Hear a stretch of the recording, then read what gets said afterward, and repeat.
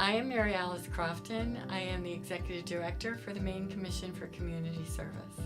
Over the entire course of its history, the Commission has focused on building capacity and sustainability in Maine's volunteer sector.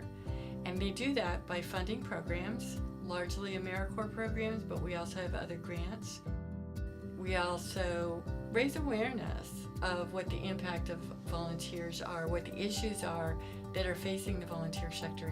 We also do some research and keep track of some of the research and data trends around volunteering across the state. The Maine Commission for Community Service offers service enterprise training. We are the statewide hub for service enterprise. It's a human resource strategy that helps organizations get the most return on their investment in volunteers.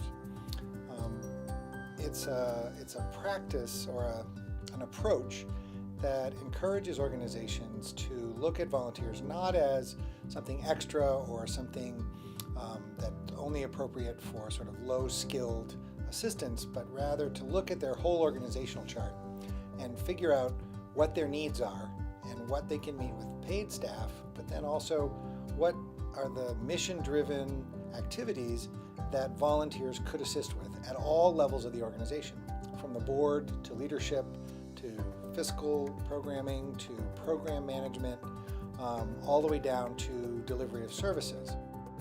And so what research has shown with service enterprises is that it really changes the way that organizations perceive volunteers. It changes the management structure and incorporates the value of volunteers into literally everyone in the organization's job. Many folks who are utilized as volunteers see needs in an organization and are never asked to help with them, even though they have skills to help accomplish those tasks. And that's when the human resource is underutilized. And what service enterprises do is that they do find that highest and best use. They figure out how to most effectively utilize volunteers to get what needs to get done accomplished. And it's a miraculous transformation. Right now, the Commission has received funding, and we cover that cost for organizations that are interested in participating. And so, other than a few fees for the initial diagnostic, research-based diagnostic into your current performance, all of the 16 hours of direct training and the 20 hours of individualized consulting comes to organizations at no cost. And so it's an enormous opportunity for organizations in the state of Maine. We provide trainer training, and then we work with organizations in cohort groups to provide service enterprise training.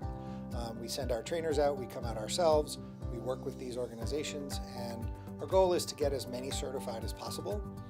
The Commission is also working with statewide funders to help them recognize the value implicit in service enterprises so that they see that looking for certified service enterprises is a way to extend their grant dollars and their funding. And so it's a two-part strategy by the Commission.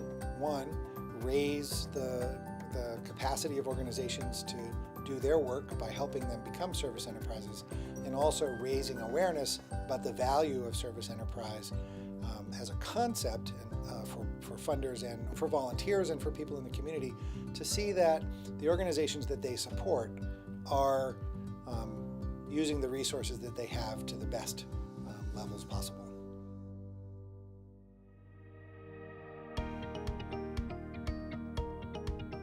In the state of Maine, there are AmeriCorps programs with an opioid focus or a hunger focus. Ours is related to energy efficiency and energy use, and allowing low-income individuals the chance to make these improvements to their home and their lives that they might not otherwise be able to make. We provide resources and information to folks in the community and on college campuses about energy efficiency and ways they can save money on their utility bills. We were able to give up to about 30 families 10 window inserts each for free.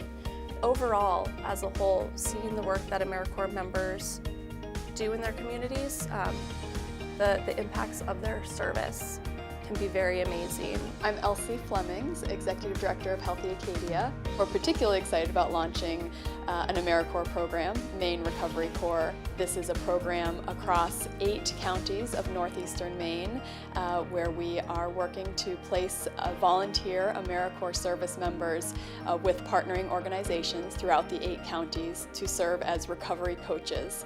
One of our Recovery Corps members in Bangor does a lot of outreach specifically to the homeless community, so she'll go, she's gotten donations for coffee and snacks, and she'll go and bring individuals some food and snacks, share what the program is, hand out flyers, talk about what her role as a recovery coach is. We've already seen incredible success stories. One of the people she worked with, she was able to secure housing for just in the last couple of months of starting her service. In other cases, members may be working with an individual in recovery who's connected to a treatment system already, but is having trouble finding employment or finding a primary care provider, and that volunteer recovery coach will help them navigate those services and so that they can move to the next step in their recovery journey. In today's world, volunteers are doing much more high-skilled things. They are doing patient navigating, they are helping folks prepare their taxes, there are volunteer lawyers, there are folks who are going in and as a volunteer they're helping to develop marketing campaigns. It's a whole host of very highly skilled sorts of things. We provide nutrition education classes, which includes healthy shopping at the grocery store, but it also includes healthy cooking.